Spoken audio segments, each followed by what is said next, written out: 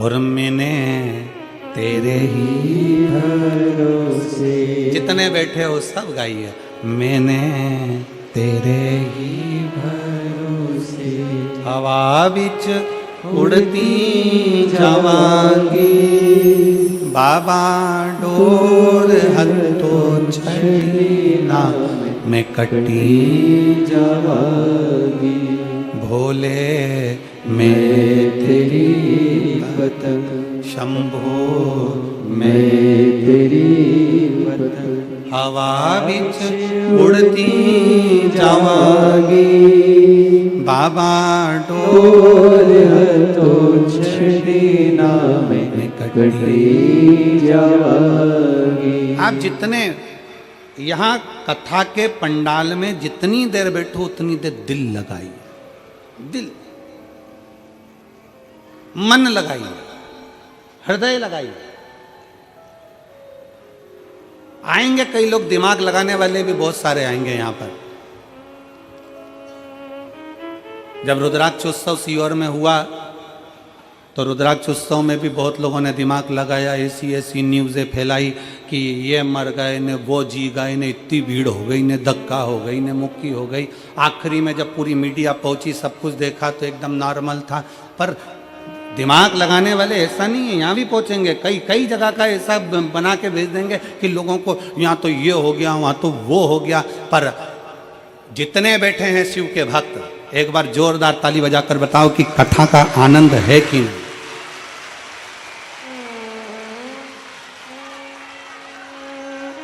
दोनों हाथ उठाकर एक बार हारा महादेव।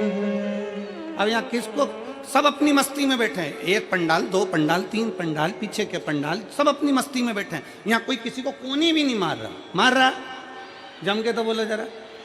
यहाँ कोनी, वो कहते हैं ना, ये तो प्रेम की बात है उद्धव, बंदगी तेरे बस की नहीं है।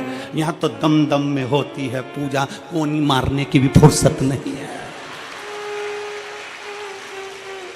यहाँ कौन को फुर्सत है। बोल बम का नारा है, यहाँ किसी को फुर्सत नहीं है। यहाँ तो एक लालसा है, रोड पर चलकर जो आ रहे हैं उनको भी एक लालसा है, कहीं जगह मिल जाएगी कथा सुन लूंगी। 15 minute, 20 minute, 5 minute, 10 minute, 1 minute कुछ मिल जाए कथा सुनने को, बस मेरा आनंद हो जाए, बस कथा। और कई ऐसे मिलेंगे जो दिमाग लगाने आएंगे, हमको बैठने की जगह नहीं दी है तो मैं गलत प्रचार करूंगा, कहीं से भी करूं, कैसा भी प्रचार करूंगा और गलत प्रचार करूंगा। मेरे परिवार के लोगों को आगे बैठने का मौका नहीं दिया, मेरे परिवार वालों को अंदर नहीं जाने दिया, अब रुको। और उसने बनाया 2-4 वीडियो और शेयर कर दिया। तो तुम भी मत छोड़ना रे मेरठ वालों, तुम्हारा खुद का मोबाइल किसी मीडिया से कम नहीं है। और मैं धन्यवाद दूंगा यहाँ के इस मेरठ के एक एक पत्रकार बंधुओं को और एक एक सोशल मीडिया वालों को, जिन्होंने इस कथा का खूब आनंद से जनमानस में भेजा। जनमानस में कहीं बैठे हैं पत्रकार बंधु लोग? कितने हो?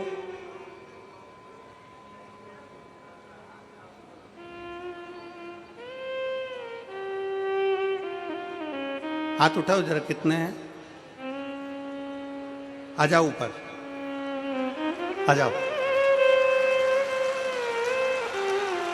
आ जाओ, आ जाओ।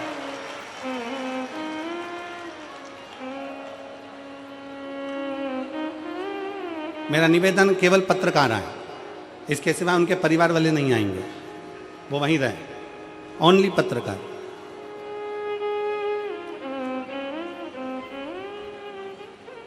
बाबा की कथा में, भगवान शंकर ओघड़दानी की कथा में दिमाग नहीं, भगवान शंकर की कथा में क्या लगाना है? दिल लगाना। और मैंने तेरे ही भरोसे, बाबा तेरे ही भरोसे हवा बिच उड़ती जावांगी, बाबा डोर हथो छड़ी ना मैं कटी जावांगी। भोले मैं तेरी पतंग, शंभो मैं तेरी पतंग। भगवान शंकर की अविरल भक्ति सुख प्रदान करने वाली। पार्वती मैया जब भगवान शंकर के सम्मुख में बैठकर कथा का रसपान करती हैं तो पार्वती जी के नैनों में जल भर आ जाता है।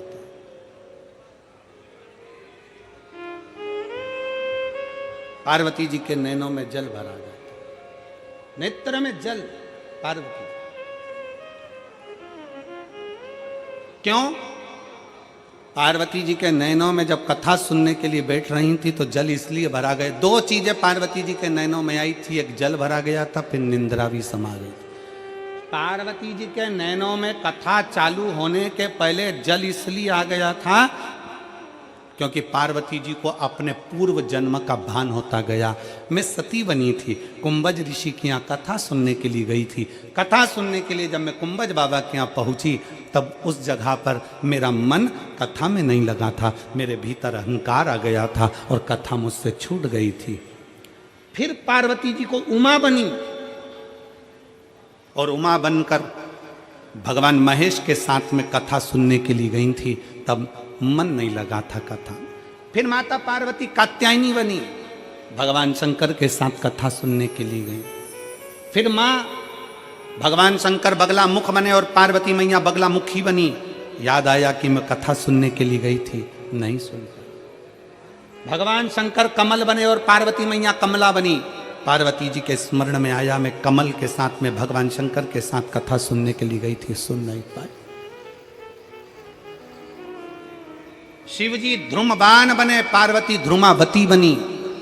स्मरण में आया कि मैं कथा नहीं सुन पाई थी। जितने जितने शंकर भगवान के साथ में, शंकर भगवान महाकाल बने और पार्वती महाकाली बनी, तो पार्वती जी सोचती हैं कि मेरे उस समय पर काली बनी तो भी कथा नहीं सुन पाई,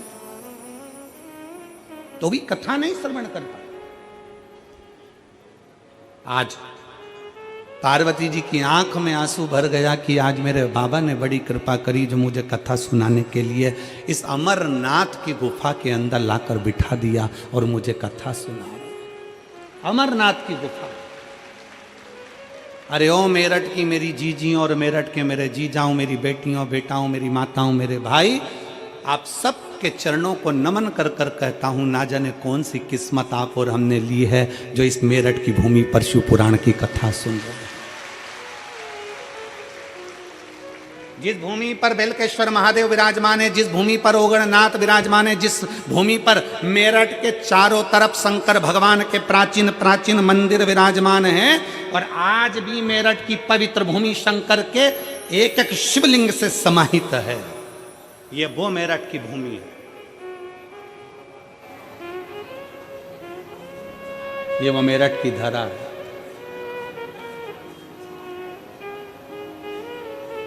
जहां बैठकर आप और हम कथा सुन रहे हैं। कई माताएं ऐसी हैं यहां बैठी हुई हैं जो हापुड़ में कथा सुनने गई थी। हाथ उठाओ जरा, हापुड़ वाली हो। ये देखो, इतनी सारी माताएं हापुड़ गई थी और हापुड़ में इन सब माताओं ने वहां बैठकर जरूर भगवान से कहा होगा कि मेरठ में भी शिव पुराण की कथा हो। आशीष जी, गोयल जी कहाँ गए? गोयल जी नहीं बैठे हैं, कहाँ दिख नहीं रहा है? बैठे नीचे हैं क्या? अच्छा, तो हम कहें यजमान परिवार दोनों से, गोयल जी और आशीष जी से, कि ये इनका पुण्य सामने आया है तो तुम जजमान बनकर शिव पुराण की कथा श्रवण कर रहे हो। ये पुण्यता है, ये आनंदता।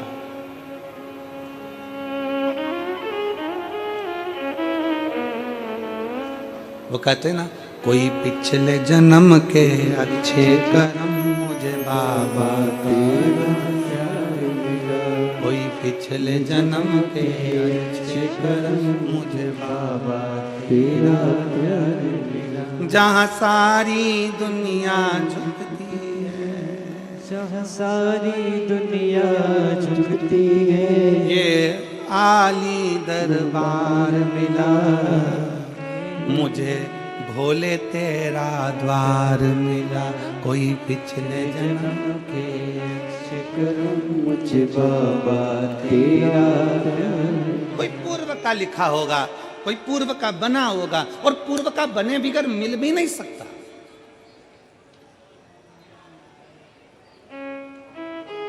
कल कथा में अपन ने सुना था पूर्व का कर्म हमारा, पूर्व का कर्म। एक पंडित जी पूजन करते थे, उनका हाथ क्यों कटा? पूर्व का कर्म था कि कोई मार्ग बता दिया होगा। राजा का बेटा क्यों मरा? कोई पूर्व का कर्म होगा मारा। रानी क्यों गला काट दी? कोई पूर्व का कर्म होगा महाराज।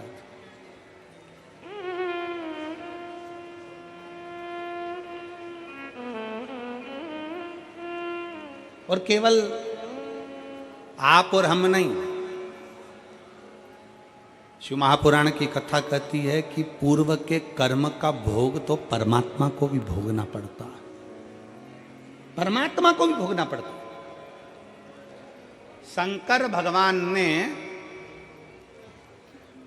सूर्यदेव के पुत्र यमराज के प्राण हर लिए थे, यम के प्राण हर लिए थे।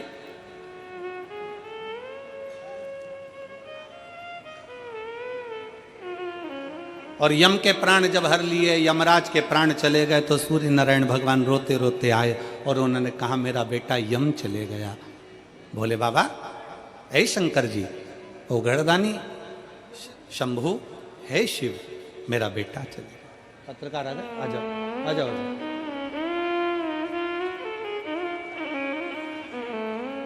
मेरा बेटा यम चले गया, मेरा बेटा।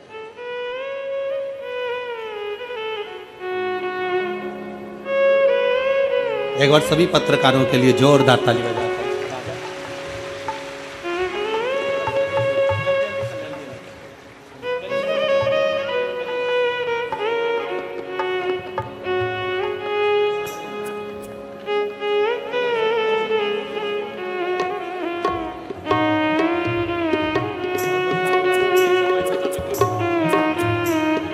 जोरदार ताली बजाइए जिनकी कलम हर पल हर घड़ी शिव तत्व को मेरठ की भूमि पर देती है।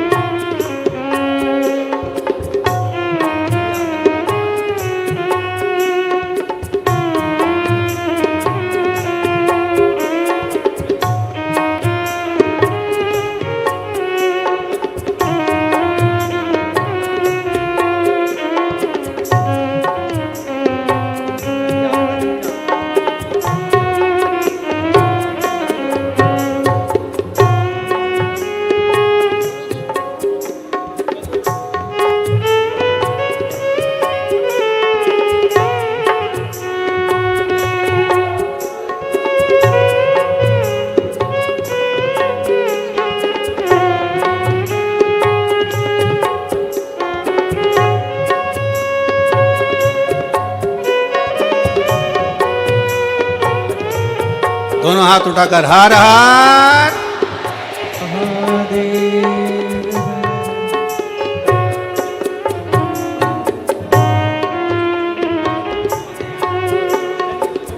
ओ गणदानी भगवान शिव, त्रिकालदर्शी कैलाशी भगवान शंकर। पार्वती मैया के मन में ये भाव इसलिए नयनों से जल बह रहा है माता पार्वती के नयन से कि मैंने इतने जन्म गंवा दिए और हर जन्म में मुझे कथा सुनने को मिली, पर मैं कथा सुनने जा नहीं पाई, मेरा दिल नहीं लगा पाया। कितने जन्म मैंने निकाल दिए और हर जन्म में मैंने कथा सुनने का प्रयास किया, पर कथा श्रवण नहीं कर पाई। कितने जन्म, एक जन्म की तो बात ही नहीं। कितने कितने जन्म निकाल दिए माँ ने, कितने जन्म।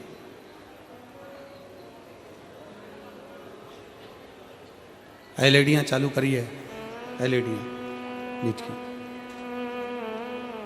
और कितने जन्म मैंने निकाल दिए और मुझे भगवान की कथा श्रवण करने का मौका नहीं मिला।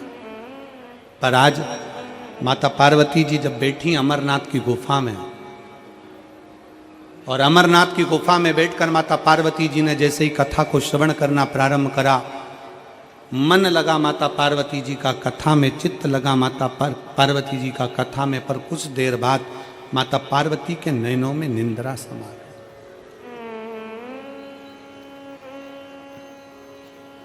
पार्वती जी के नैनों में निंद्रा समा गई। और पार्वती जी के नैनों में जैसी निंद्रा समाई तो भगवान शंकर ने,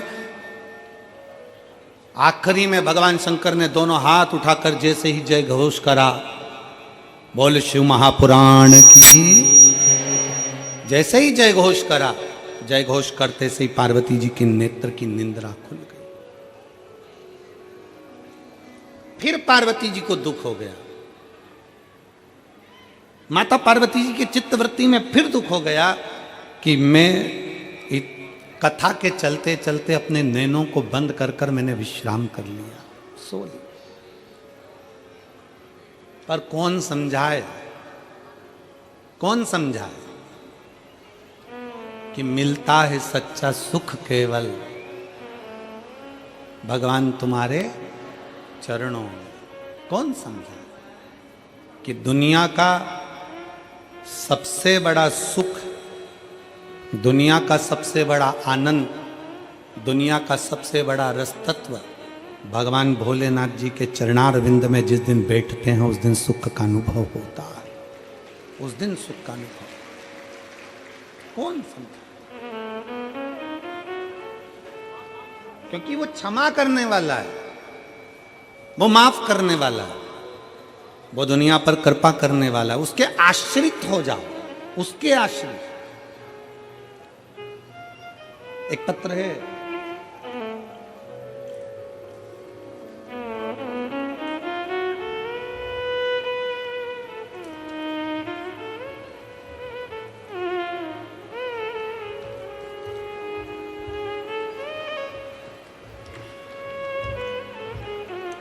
और ठंड में पंखा भेजा है। अब ये गर्मी में भेजती तो काम भी आता हो।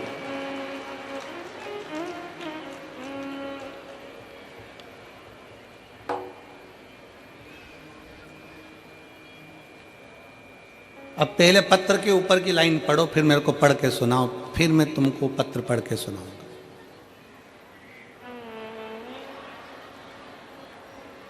पढ़ के सुनाओ जल्दी से। ठीक है, आप पत्र सुनेंगे। मेरा नाम ज्योति त्यागी है, गांव फलोदा, जिला मुजफ्फरनगर की निवासी हूँ। कहीं बैठी हो ज्योति जी त्यागी जी, कहीं बैठी हो तो हाथ हिला सकती हैं, और अगर आई हो तो हाथ हिलाएं, और कहीं बैठी हो तो एक बेलपत्र लेने जरूर पधारें। मेरा नाम ज्योति त्यागी है, गांव फलोदा, जिला मुजफ्फरनगर की निवासी हूँ। मेरे पति का नाम सचिन त्यागी है। एक लोटे जल का मैं क्या वर्णन करूँ गुरुदेव। पत्र को साथ में पढ़िएगा आप लोग। सन 2021 में मेरे पति को अचानक गले में दर्द हुआ। डॉक्टर को दिखाया, जांच कराई तो पता चला कि उन्हें कैंसर है। डॉक्टर ने ऑपरेशन का बोल दिया, ऑपरेशन भी हो गया। गले में जख्म होने के कारण कुछ खा नहीं पाते थे, केवल लिक्विड ही पी पाते थे। हम चिंतित रहने लगे। फिर मम्मी ने आपकी कथा के बारे में बताया। जून 2023 में हम सीहोर गए, वहाँ से रुद्राक्ष लाए। आपके बताए अनुसार हमने सब दिया। जब दोबारा जांच कराई तो पता चला कैंसर लीवर में पहुंच गया है। जरा पत्र पर ध्यान देंगे, कैंसर लीवर में पहुंच गया। अब डॉक्टर ने भी ना इलाज कर दिया। फिर दूसरे डॉक्टर से सलाह ली, उन्होंने कहा 3 इंजेक्शन का बोल दिया और अस्पताल ले गए। डॉक्टर ने उनको वेंटिलेटर पर रख दिया। मैंने तभी रुद्राक्ष हाथ में उठाकर विनती की, बाबा तेरे ही भरोसे हम, वो एक लाइन इन्होंने लिखी है, तेरे ही भरोसे हम बीच उड़ती जावेंगे बाबा, डोर हथ तो छड्डी ना। बाबा की ऐसी कृपा हुई। हमको मन में दुख हुआ कि रुद्राक्ष का दल देने पर भी ऐसा क्यों हुआ। फिर हम बाबा को हाथ में रुद्राक्ष लेकर बाबा को कहने लगे और बाबा से विनती करी, बाबा कुछ भी करो ठीक करिएगा। पंडाल में हापुड़ की कथा में पहुंच गए और हापुड़ की कथा के पंडाल में बैठकर कथा सुनी। और आज मैं छाती ठोक कर कहती हूँ, पंडाल में बैठकर जो मांगा जाता है बाबा सुनता है। आज मेरा पति का कैंसर मुक्त हुआ है, आज मेरे पति का कैंसर मुक्त हो गया। मैं यहाँ बाबा को दिल से धन्यवाद देने के लिए इस कथा के पंडाल में पहुंची हूँ। नाम है ज्योति त्यागी, गांव फलोदा, जिला मुजफ्फरनगर की निवासी हूँ। पंखा भी है, ठीक है। एक शिव पर करा गया भरोसा, एक शंकर पर करा गया विश्वास। एक शिव पर करी गई दृढ़ता।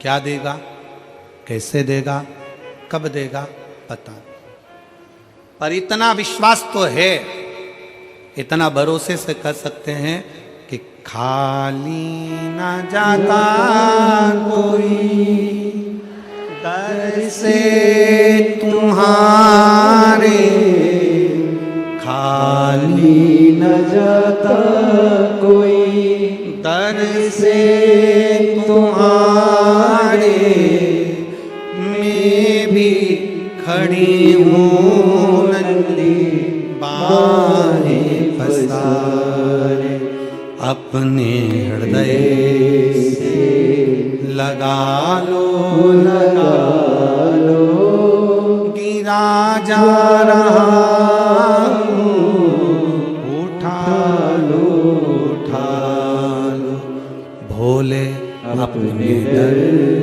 से अब तो न टालो, गिरी जा रही हो, उठा लो, उठा लो। आप बाबा से अपने मन की बात कहने के लिए आए हो, इस कथा के पंडाल में लाखों की संख्या में पहुंचे हो और विश्वास से कहते हैं कि बाबा 3 महीने के अंदर जो मांग कर जा रहे हो वो देगा जरूर। हम जानते हैं जगह नहीं है पंडाल में, ग्राउंड में कहीं जगह नहीं है, सब भरा पड़ा है, जगह नहीं है, पर विश्वास, भरोसा, दृढ़ता, आपका भरोसा।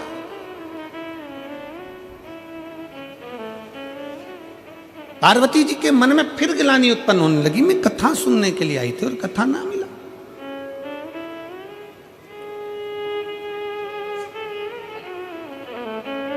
मैं सो गई, निंद्रा लग गई, मेरी चित्तवृत्ति फिर रह गई। जिस दिन 7 दिन में से अगर 1 दिन की विष्णु महापुराण की कथा पंडाल में अगर आपको सुनने को मिल जाए, समझ लेना कि कहीं शंकर जी ने तुम्हारा हाथ पकड़कर तुम्हें खींचने की तैयारी कर ली, कहीं मिल जाए। एक पत्र है, एक तो निवेदन है, ऐसा डिजाइन में पत्र मत बनाया करो। अब क्या क्या पढ़ूं और कहां से शुरू करूं, ये तो उसी में का हाल है। एक व्यक्ति नाई की दुकान पर गया और नाई की दुकान पर जाकर बैठ गया, और जैसे ही नाई की दुकान पर बैठा तो नाई को गुस्सा आ गया, क्योंकि नाई ने देखा कि उसकी खुपड़िया पे केवल 8 बाल थे। इतना गुस्सा आया नाई को, तो नाई गुस्से में पूछा,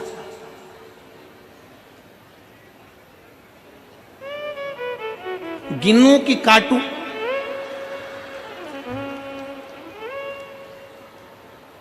वो व्यक्ति बोला, कलर कर दे। अब तू बोल रहा है गिनूं कि काटूं, तो तू कलर ही कर दे, इससे बड़ा करो क्या? अब ये इतना बड़ा पत्र, अभी कहां से शुरू करूं तुम बताओ? अच्छा, ईमानदारी की बात है, चलो फिर भी पढ़ेंगे, ठीक है। मैं कविता महेश्वरी, मेरठ गौरीपुरा से हूँ। कहीं बैठी हो कविता महेश्वरी, मेरठ गौरीपुरा से कहीं बैठी हो तो हाथ हिला सकती हैं, कहीं बैठी हो तो हाथ हिलाइएगा। आप ही हैं? आ जाओ, एक बेलपत्र ले जाना, आ जाइए। मैं कविता महेश्वरी, मेरठ गौरीपुरा से हूँ। मेरे पति का नाम मुकेश महेश्वरी है। मेरे पति मुकेश महेश्वरी पिछले 4-5 वर्ष से स्वास्थ्य संबंधी समस्या से परेशान थे। अक्सर उनकी तबीयत सही नहीं रहती थी और डॉक्टरों को, वो हमको भी समझ में नहीं आ रहा था कि हो क्या रहा।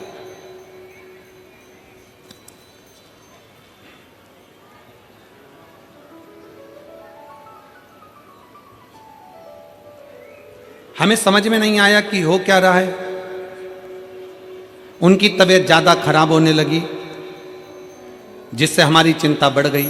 हमने उन्हें डॉक्टर को दिखाया, तब डॉक्टर ने बताया कि उनकी दोनों किडनी सही से काम नहीं कर रही और उन्हें क्रॉनिक किडनी डिजीज CKD है। डॉक्टर ने तुरंत किडनी ट्रांसप्लांट का बोल दिया। ट्रांसप्लांट का जैसे ही बोला, पर हमारा मन नहीं माना और हम उनको दिल्ली अपोलो अस्पताल में दिखाया। वहाँ भी सारी जांच के बाद डॉक्टर ने किडनी ट्रांसप्लांट का सलाह दी। हालांकि हमने किडनी ट्रांसप्लांट नहीं कराया, हमें हमारे भगवान भोलेनाथ पर भरोसा था और उन्हें डायलिसिस पर रखना पड़ना शुरू कर दिया। महीने में 8 डायलिसिस होते। फिर हमारे किसी मिलने वाले ने हमें बाबा की महिमा का वर्णन किया। गुरुजी के कहे शिव महापुराण की कथा सुनो और आंवले वाला उपाय हमने उसके पूछ कर करा और रुद्राक्ष का जल वाला उपाय करना प्रारंभ करा।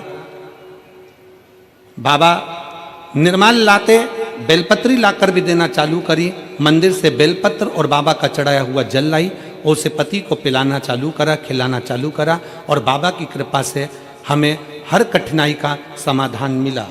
हे भोलेनाथ की कृपा से हमने कठिनाइयों को पार कर लिया और आज बाबा की कृपा से वो ठीक हैं। ये मैं शिव को प्रार्थना करने के लिए आई हूं, धन्यवाद देने के लिए आई हूं।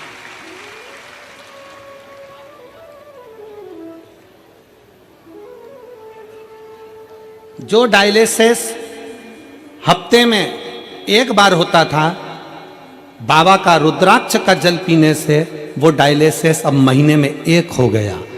मैं बाबा को प्रणाम कर कर धन्यवाद देने आई हूं कि अब धीरे धीरे डॉक्टर बोल रहे हैं कि किडनी ने काम करना प्रारंभ कर दिया। मैं शिव को नमन करने के लिए, ये शिव तत्व है, ये ओघड़ी है शंभु, ये त्रिकालदर्शी कैलाशी अविनाशी है। एक विश्वास, आ जाओ, एक भरोसा।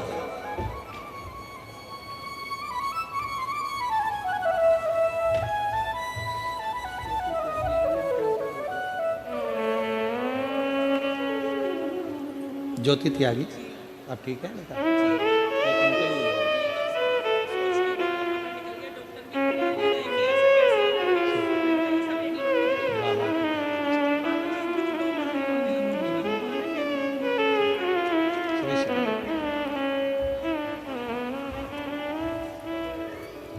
पीछे की एलईडियां चालू करवाइए। शिव तत्व की प्राप्ति हो। शिव महापुराण की कथा कहती है, जितना विश्वास आप बाबा देवादिदेव महादेव पर करेंगे, भगवान शंकर को 1 लोटा जल समर्पित कर कर भगवान शंकर से अपने मन की बात कहेंगे, मेरा ओघड़नाथ, मेरा शिव, मेरा त्रिकालदर्शी कैलाशी विनाशी उसको स्वीकार करेगा। मिल जाए कथा श्रवण करने को तो साधुता दीजिए। आदर करना ना भूलें। भृगु बाबा ब्रह्मा जी के पास में जाकर बैठ गए, एकदम नजदीक में जाकर भृगु ऋषि के बिल्कुल, भृगु ऋषि ब्रह्मा जी के बिल्कुल करीब में जाकर बैठ। और जब ब्रह्मा जी ने देखा तो ब्रह्मा जी को थोड़ा सा क्रोध आया कि मुझसे बिना पूछे, बिना आज्ञा के, बिना बोले आकर बैठ गए। कम से कम मुझे बोलना तो था, मुझसे पूछना तो था।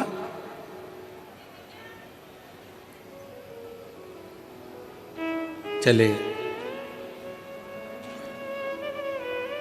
और फिर एक निवेदन बड़े भाव से करेंगे कि बैठो, मना नहीं, पर आज्ञा लेकर बैठो, मना नहीं पर आज्ञा लेकर। आजा बेटा।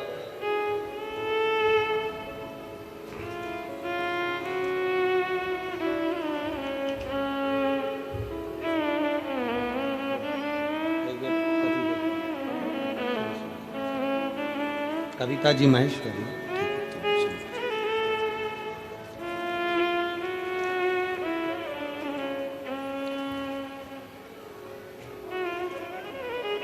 बड़े आनंद के साथ बैठना चाहिए। पर कोई आदरणीय बैठा है, कोई बड़ा बैठा है, कोई सत्कार करने वाला बैठा है, कोई साधु जन है, कोई सन्यासी जन है, कोई तपस्वी जन है, कोई साधक है, कोई उपासक है, उसको भी सम्मान देना चाहिए। भृगु ऋषि वहां से चल दिए। अब सीधे भृगु बाबा पहुंच गए तीनों देवताओं के पास, जाते जाते भगवान शंकर के पास, ओगड़दानी के पास। और शिव शिव है बैठे थे। 33 कोटि देवताओं में सबसे ज्यादा अगर सम्मान करने वाले कोई देव हैं तो वो देव अधिदेव महादेव हैं। अगर एक भूत भी आता है तो मेरे शंकर भगवान उसको भी नमन कर कर उसका आदर करते हैं। एक कोई पिशाच भी आता है, कोई असुर भी आता है, कोई गंधर्व भी आता है, कोई देवता भी आते हैं, और कोई भगवान शंकर के दरवाजे पर अगर भूत प्रेत गंधर्व अप्सरा असुर किन्नर यहां तक कोई भी आ जाए, भगवान शंकर उसका आदर करते, उसका सम्मान करते।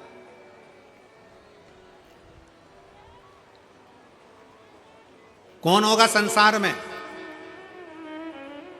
जो किसी किन्नर के लिए देवताओं से युद्ध कर ले?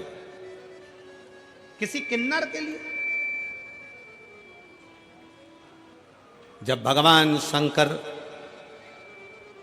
अपना अर्धनारीश्वर स्वरूप का दर्शन दिए, ब्रह्मा जी से कहा गया कि तुम सृष्टि को आगे बढ़ाओ, तो ब्रह्मा जी भगवान शंकर के अर्धनारीश्वर स्वरूप को जान नहीं पाए थे। शंकर भगवान ने कहा था कि आधे पुरुष आधे स्त्री बनाना, 4 पुरुष बनाओ तो 4 स्त्री बनाओ, 5 पुरुष बनाओ तो 5 स्त्री बनाओ, 10 पुरुष बनाओ तो 10 स्त्री बनाओ। ब्रह्मा जी इस बात को जान नहीं पाए थे, और ब्रह्मा जी अर्धनारीश्वर स्वरूप का दर्शन देखकर समझ गए कि आधा आधा बनाना है, तो उन्होंने एक ही व्यक्ति को आधा पुरुष आधा स्त्री बना दिया था, तो वो किन्नर उत्पन्न हो गए।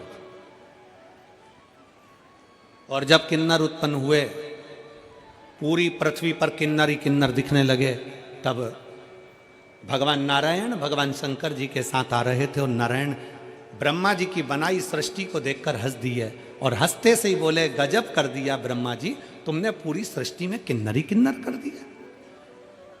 जैसे ही भगवान नारायण हंसे, हंसते से ही भगवान शंकर को क्रोध आ गया कि सृष्टि ब्रह्मा जी ने बनाई है और आप उस पर हंस रहे।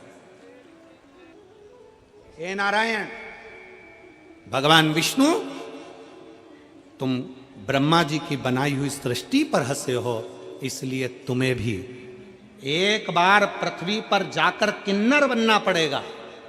भगवान नारायण को भी भगवान शंकर ने कह दिया था कि तुम्हें पृथ्वी पर जाकर किन्नर बनना पड़ेगा, तुम्हें पृथ्वी पर जाकर किन्नर बनना पड़ेगा। और शिव महापुराण की कथा कहती है,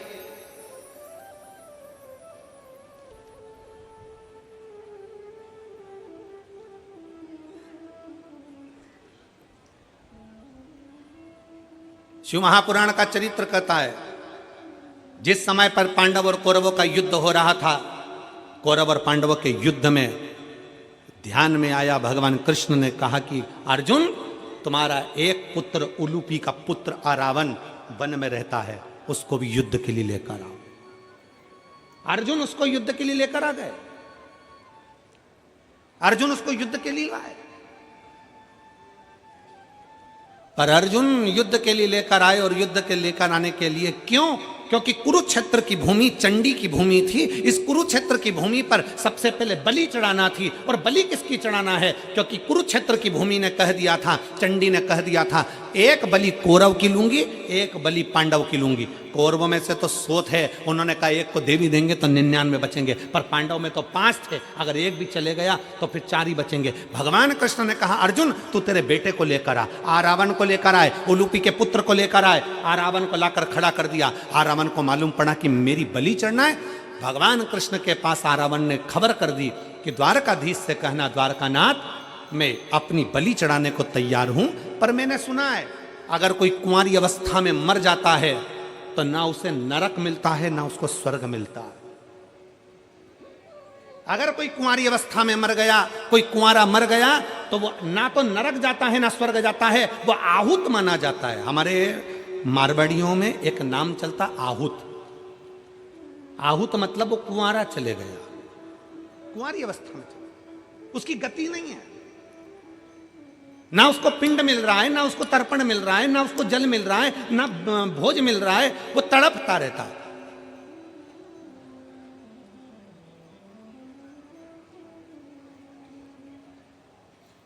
उस आरावन ने कहा अगर मैं कुंवारी अवस्था में मर गया तो मुझे गति नहीं होगी। मेरा एक निवेदन है, कल मेरी बलि चढ़ा देना, पर सबसे पहले मेरे ब्याह करा दो, शादी करा दो। अब युधिष्ठिर को लगा आज रात ही रात में कहां की लड़की मिलेगी जिससे शादी कराई जाए, लड़की कहां से ढूंढी जाए जिससे विवाह कराया जाए। ढूंढने में लग गए, हस्तिनापुर में कोई लड़की नहीं मिली, पास में कोई लड़की नहीं मिली। तब भगवान कृष्ण ने जान लिया अगर ये इसका विवाह नहीं हुआ तो ये कल बलि में नहीं आएगा, और बलि में नहीं आया तो फिर युद्ध रह जाएगा। भगवान कृष्ण को याद आया कि शंकर जी ने श्राप दिया था कि नारायण तुम किन्नर पर हंसे हो, इसलिए तुमको भी किन्नर बनना पड़ेगा। आज भगवान कृष्ण किन्नर का रूप धारण कर लिए। भगवान कृष्ण ने किन्नर का रूप धारण करा, आरावण के साथ विवाह करा। विवाह करने के बाद भगवान जब आरावण के प्राण चले गए तो भगवान नेत्रों से नीर बहाते रहे। आज भी किन्नर गले में मंगल सूत्र पहनते हैं, आज भी किन्नर पाँव में बिछुड़ी पहनते हैं, आज भी किन्नर हाथ में चूड़ा पहनते हैं, मांग में सिंदूर भरते हैं। कौन है उनका पति? शिव महापुराण की कथा कहती है आरावण के साथ प्रत्येक किन्नर का विवाह होता है। एक रात्रि का विवाह एक घड़े के साथ आरावण के साथ किया जाता है, फिर उस घड़े को तोड़ दिया जाता है। किन्नर का सुहाग अखंड माना जाता है, किन्नर का सौभाग्य। इसलिए हमारे यहाँ मंगल शकुन में, शादी ब्याहों में, बच्चों के जन्मदिन पर किन्नर आते हैं, क्योंकि सृष्टि पूर्ण पहले किन्नर की थी, पूर्ण सृष्टि। कौन देव होगा? देवताओं में 33 कोटि देवी देवताओं में केवल एक देव है, देवादिदेव महादेव, जो सबका सम्मान करना चाहते हैं। भूत भी आया तो उसका भी सम्मान है, प्रेत भी आया तो उसका सम्मान है, डाकनी, पिशाचनी, चुड़ैल, भयंकर आए तो भी सम्मान है, गंधर्व आए तो सम्मान है, अप्सरा आए तो सम्मान है, किन्नर आए तो सम्मान है, सुर आए तो सम्मान है, असुर आए तो सम्मान है। सबका सम्मान किया मेरे शिव जी ने, सबका आदर करा मेरे शंकर, और समदृष्टि का भाव रखा। समदृष्टि, समदृष्टि। आज हम आ रहे थे तो हमने देखा कि रास्ते में बहुत भीड़ थी, तो जो लोग ट्रैक्टर ट्राली से आ रहे थे या जो लोग लोडिंग गाड़ियों से आ रहे थे वो भी वहीं उतर रहे थे, और जो वीआईपी गाड़ी से आ रहे थे वो भी वहीं उतर रहे थे। मैं मेरठ के कलेक्टर महोदय को, SP, SSP, IG, commissioner, TI, SDM, DM, यहाँ के सारे पदाधिकारियों को, एक एक पुलिस कर्मचारियों को, यहाँ के मीडिया को, सबको साधुवाद देता हूँ कि एक एक पुलिस वाले ने बिल्कुल समदृष्टि से यहाँ कार्य किया। उसके लिए साधुता, उसके लिए साधुता। गरीब भी आ रहा था तो भी उन्होंने गाड़ी वहां खड़ी करवाई, और अमीर भी। हमने इस बात के लिए वो शिवम बेटे को, जो शिवम गाड़ी लेकर आ रहे थे, गोयल, हमने उसको कहा बेटा शिवम से, वो पीछे करण बेटा था, हमने उनको भी कहा यहाँ समता का भाव ये देखने को मिला। इसलिए यहाँ की प्रशासन को, मैं मेरठ प्रशासन को बहुत बहुत साधुवाद देता हूँ। एक बार जोरदार ताली बजाकर उनको साधुवाद दीजिए इसके लिए, बहुत साधुवाद। सब में समता का भाव। उन्होंने अगर ट्राली रोकी, ट्रैक्टर रोका, तो उन्होंने गाड़ी, 4 व्हीलर वीआईपी गाड़ी भी रोकी। उन्होंने कहा नहीं साहब, अंदर नहीं जा सकती, भीड़ है, पब्लिक पैदल जा रही है, आप पैदल जाइए। लोग वहां से पैदल चल कर आ, पैदल चल कर, और खुशी हुई इस चीज के लिए कि आपने ये नहीं कि कोई धनपति है या करोड़पति है या वैभवपति है या सत्तापति है। और होना चाहिए, आप वैभवपति सत्तापति देखोगे वो भी तो किसी का पति है। तो उन्होंने समता का भाव रखा, इसके लिए मेरा साधुवाद है। सबसे बहुत बहुत साधुवाद है यहाँ के प्रशासन को, बहुत सारा, बहुत सुंदर तरीके से ये लाखों की भीड़ को, अपार जन समुदाय को यहाँ के प्रशासन ने जो संभाला है, एक बार जोरदार ताली बजाकर बहुत बहुत साधुवाद, बहुत साधु। एक शिव तत्व की लहर का, भगवान शंकर की अविरल भक्ति में समता का भाव होना चाहिए, क्योंकि मेरे शंकर शमशान में निवास करते हैं। मेरे शिव के पास में भेद नहीं है, अमीर भी जाएगा तो बांस पर, गरीब भी जाएगा तो बांस पर, अमीर भी जाएगा तो सफेद कपड़े में, गरीब भी जाएगा तो सफेद कपड़े में। जहां सबकी शान सम है, उसी का नाम सम शान है। बराबर देखता, उसमें भेद नहीं है।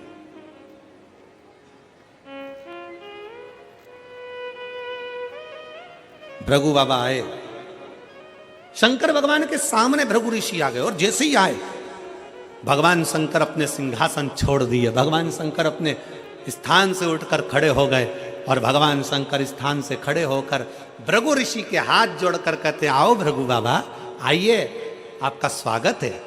और जैसे ही भृगु ऋषि पास में आने लगे, शंकर भगवान दोनों हाथ फैलाकर भृगु ऋषि को गले लगाने लगे। भृगु ऋषि को गले।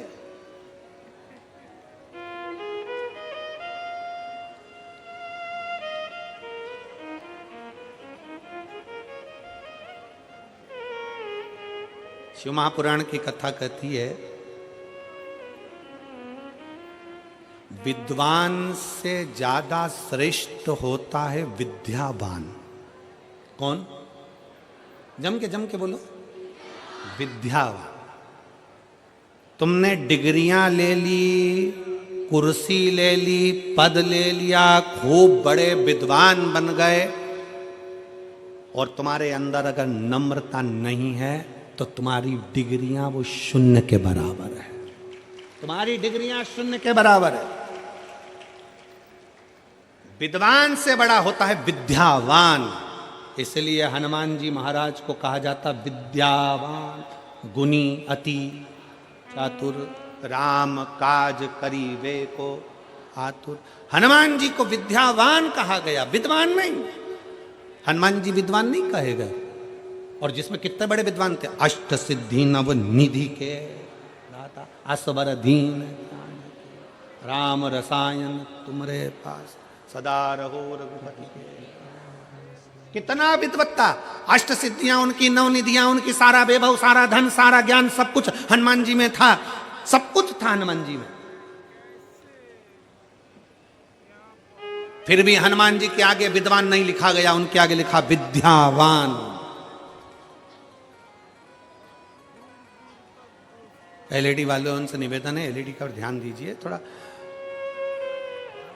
मेरा माताओं से निवेदन है, अगर एलईडी नहीं चल रही है तो सावधानी से कथा सुनिए। हो सकता है भीड़ के कारण बस पिन वगैरह निकल जाती है, तो हो सकता है। विद्वान और विद्यावान दोनों में अंतर, दोनों में। शिव पुराण कर रही है, भगवान शंकर की कथा कर रही है, शंकर जी का पावन चरित्र कर रहा है, भगवान शिव का पवित्र चरित्र कर रहा है, शिव महापुराण की कथा कर रहा है। अगर भगवान ने आपको अच्छा पद दिया है, आपको अच्छी कुर्सी दी है, आपको अच्छी प्रतिष्ठा दी है, आपको अच्छी सत्ता दी है, आप बहुत पढ़े लिखे हो, बहुत विद्वान हो, तो निवेदन है उस विद्वान के साथ में तुम विद्यावान भी बनो। अगर कोई आए, कोई साधारण भी आए ना, तो उसको झुक कर प्रणाम करना प्रारंभ करो। ये विद्यावान की निशानी है, विद्यावान की निशानी। क्यों कहा हनुमान जी को विद्यावान? क्यों कहा? केवल एक कारण से कहा था। जब हनुमान जी पहली बार ब्राह्मण का रूप रखकर, राम जी जब वन में आए थे, सीता जी को खोजते खोजते किष्किंधा के पास पहुंचे थे, तब हनुमान जी महाराज ब्राह्मण का, संत का रूप रखकर राम जी के सामने हाथ जोड़कर प्रणाम कर रहे थे। दुनिया के लोगों ने कहा कि ब्राह्मण होकर छत्री के हाथ जोड़ता है। अरे समझने वाला विषय है। हनुमान जी सामने छत्री के हाथ नहीं, हनुमान जी अंदर बैठे राम जी के हाथ जोड़ रहे थे। सामने खड़े हुए राम को भीतर के राम से मिला रहे थे। ये वही राम है जो मेरे दिल में बसता है। लोगों को लगा प्रणाम कर रहे हैं, पर वो यहाँ के राम को वहां के राम से मिलाने का प्रयास कर रहे थे। इसी को कहते विद्यावान गुणी अति चातुर। इसी को कहते विद्यावान गुणी। इसको विद्वत्ता कहते, इसको श्रेष्ठता कहते। और फिर निवेदन है, शिव महापुराण की कथा कहती है, भगवान शंकर का चरित्र कथा है, शिव तत्व कहता है कि विद्वान और विद्यावान दोनों में बहुत अंतर है। निवेदन है फिर कि हमें विद्वान नहीं, हमें विद्यावान बनना है। और विद्यावान का सबसे बड़ा लक्षण होता है कि उसके भीतर की नम्रता, विद्यावान का सबसे बड़ा लक्षण होता है उसके भीतर की कोमलता, विद्यावान का सबसे बड़ा लक्षण होता है उसके भीतर की श्रेष्ठता, विद्यावान का सबसे बड़ा लक्षण होता है कि वो सम्मुख में जो आया हुआ है उसको प्रणाम करना, उसको नमन करना, उसको गले से लगाना, उसको हृदय से लगाना, उसको श्रेष्ठता से लगाना। हर हर शंकर भगवान सब कुछ वही कर रहे हैं। भृगु ऋषि आए सामने, शंकर भगवान ने बाहें फैला ली, बाएं। और देव शंकर को सबसे ज्यादा क्या देव, क्या शिव को श्रेष्ठ।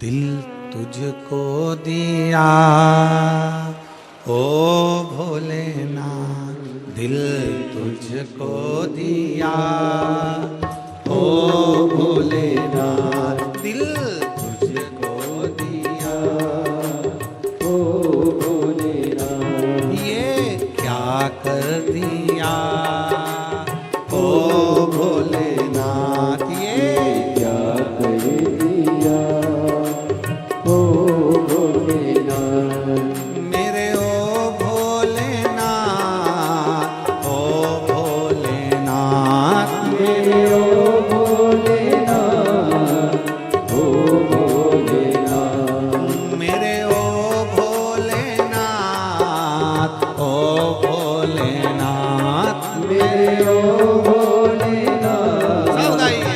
ओ भोलेनाथ, दिल तुझको दिया ओ भोलेनाथ, दिल तुझको दिया ओ भोलेनाथ, ये क्या कर दिया ओ भोलेनाथ, ये क्या कर दिया ओ भोलेनाथ। शंभो।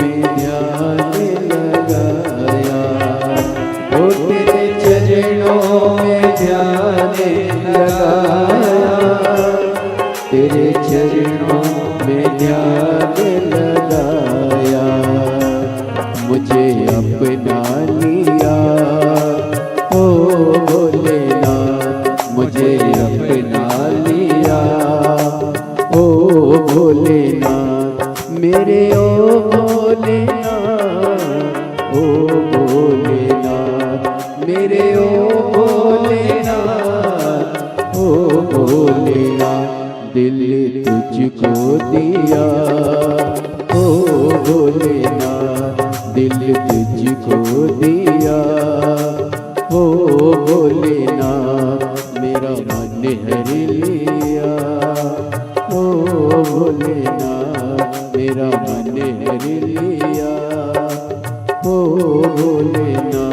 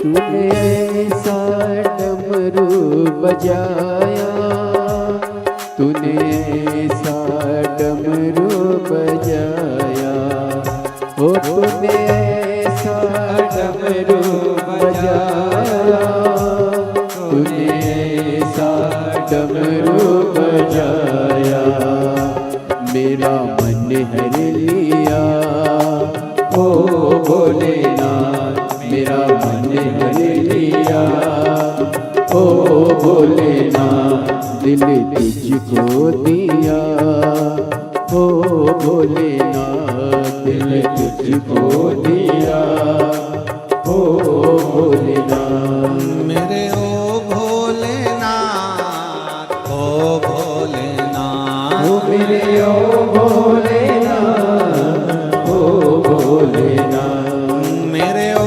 भोलेनाथ, ओ भोलेनाथ, मेरे ओ भोलेनाथ, ओ भोलेनाथ, दिल तुझको दिया ओ भोलेनाथ, दिल तुझको दिया ओ भोलेनाथ, ये क्या कर दिया ओ भोलेनाथ, ये क्या कर दिया ओ भोलेनाथ, मैं तो बैठी थी गंगा किनारे, मैं तो बैठी थी गंगा किनारे, ओ मैं तो बैठी थी गंगा किनारे, मैं तो बैठी थी गंगा किनारे, आके दर्शन दिया दिया ओ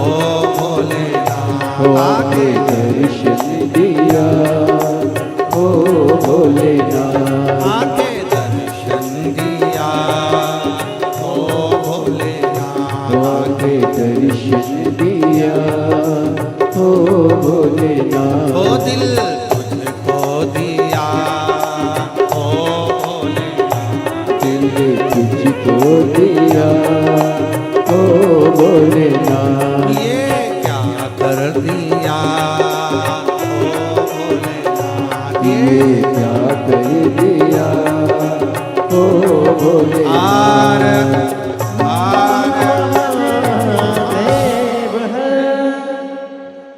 अपने स्थान पर बैठकर मौका मिला है बाबा से अपने मन की बात कहने, दिल से हृदय से बाबा को अपने मन के भाव कहिएगा।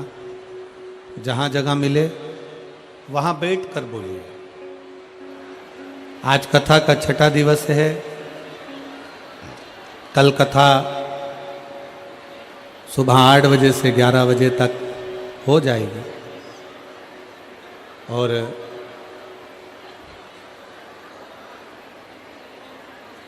8 से 11 बजे तक कथा कल हो जाएगी। आज मौका मिला है बाबा से प्रार्थना करने का, दिल से बाबा से विनय करिए, हृदय से बाबा को निवेदन करो, भाव से बाबा को बोलो। जहाँ जगह मिले वहाँ बैठ जाओ और दिल से बाबा को प्रार्थना करिएगा। बाबा से जो कहने आए हो वो कहिएगा और इतना भी जरूर कहिएगा कि बाबा 3 महीने में मेरा भी पत्र व्यासपीठ पर पहुँचे, ऐसी कृपा जरूर करिएगा। तो सब दिल से बाबा से प्रार्थना करें।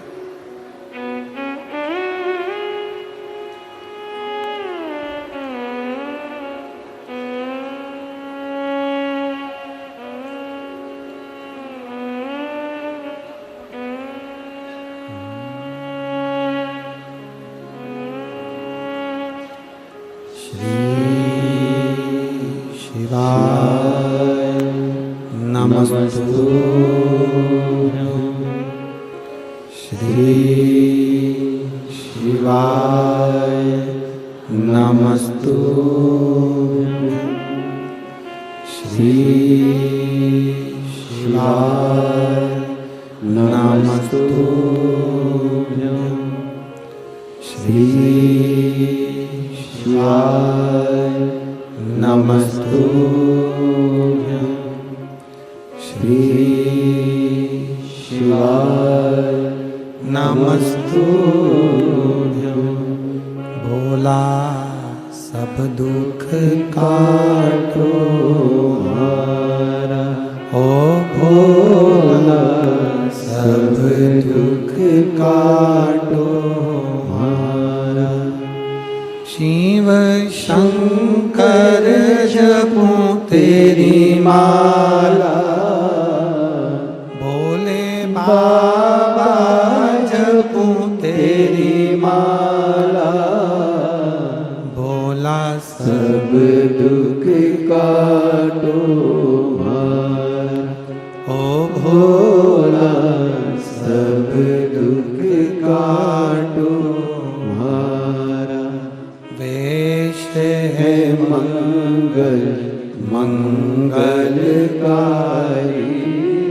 वेश है मंगल मंगलकारी। शमशान वासी हमारा,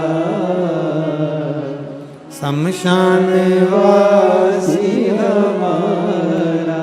ओ भोला सब दुख काटो हमारा, ओ भोला सब दुख काटो हमारा।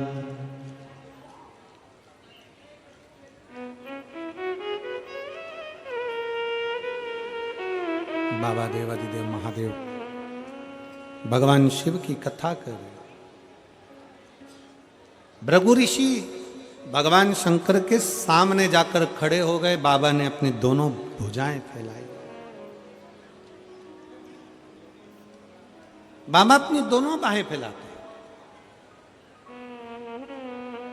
ब्रह्मा जी ने बाहें नहीं फैलाई,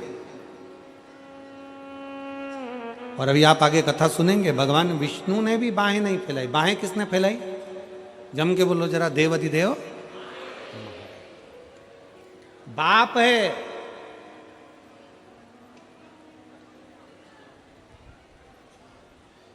एक पिता के दो बेटे,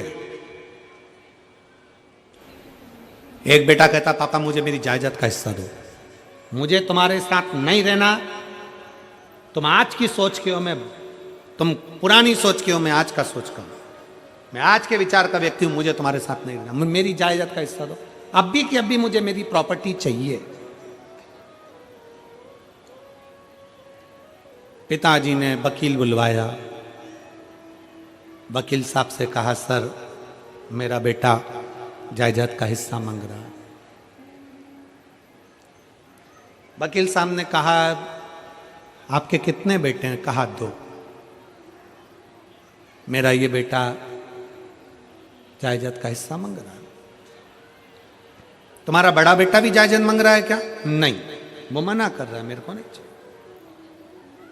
एक काम करो, वकील साहब बोले 3 हिस्से प्रॉपर्टी के करो, एक तुम्हारा, बड़े बेटे का, छोटे बेटे का। ठीक है, छोटे बेटे को जायदाद का हिस्सा दिया, वो शहर चले गया। छोटे से गांव से निकलकर बड़े शहर में गया, तो शहर में जाते से ही उसके 3 मित्र बन गए। पहला ताली, दूसरा थाली, तीसरा प्याली। कौन कौन से बने? जम के बोलो जरा। ताली, ताली मतलब प्रशंसा करने वाले, वाह वाह वाह, जोरदार, बहुत बढ़िया, और कर, मतलब गलत काम में डुबाना। दूसरे नंबर पर है थाली मित्र, होटल में ले जाकर खिलाने वाले, इसलिए खिलाते हैं कि आज हमारे पैसे से खिलाएंगे, कल इसका पूरा धन हम ही जीम जाएंगे। थाली मित्र। और तीसरे नंबर पर जम के बोलो जरा, प्याली मित्र। अपने पैसे से पीना सिखाते हैं, जब आदत हो जाती है, लत लग जाती है, तब उसके पैसे से खुद पीते हैं और उसको बर्बाद कर देते हैं। ये 3 मित्र हैं, 3 मित्र। नशे से मुक्त हो,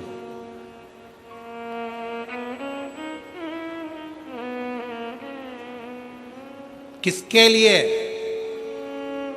शराब का नशा छोड़ दो, गांजे का नशा छोड़ दो, चिलम का नशा छोड़ दो, जो व्यर्थ के नशे हैं उसको छोड़ दो, तंबाकू, गुटखा, पाउच छोड़ दो। किसके लिए? सियोर वाले महाराज के लिए नहीं,